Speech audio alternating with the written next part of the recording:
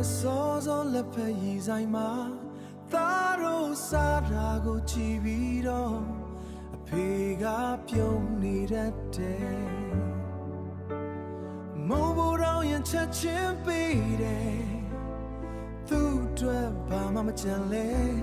အဖေကတော့ပြောနေခဲ့တယ်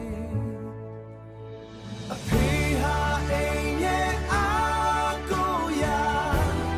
အိမ်များတဲ့အရှိန်တစ်ခုလိုပါပဲ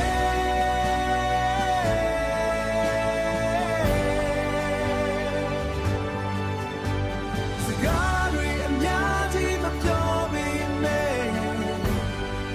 တကယ်ချစ်တတ်တဲ့အဖေ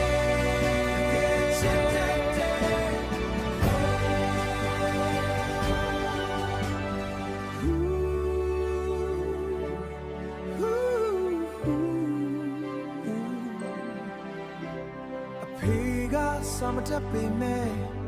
သားကိုတော့ပညာတတ်စေခြင်းနဲ့ပင်ပန်းလာကိုအဖေကယူမဆိုင်ဘူးဘယ်နေရောက်ရောက်ရှိုးတာဖို့အဖေကအမြဲတမ်းသင်ပေးတယ်ဖေစကားတွေကခွန်အားဖြစ်စေတယ်အဖေဟာအိမ်ရဲ့အားကိုရာအိမ်များတဲ့အရှိန်တစ်ခုလိုပါပဲ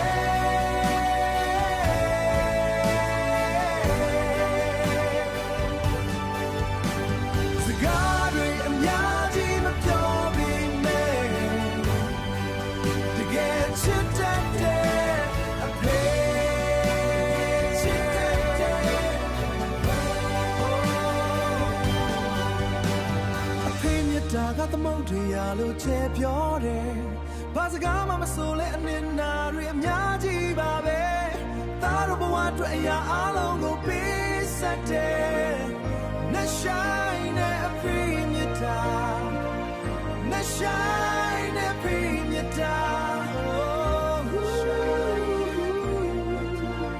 ကျေးဇူးတင်ပါတယ်ဖေသားလမ်းမတိုင်းရှောက်ပါ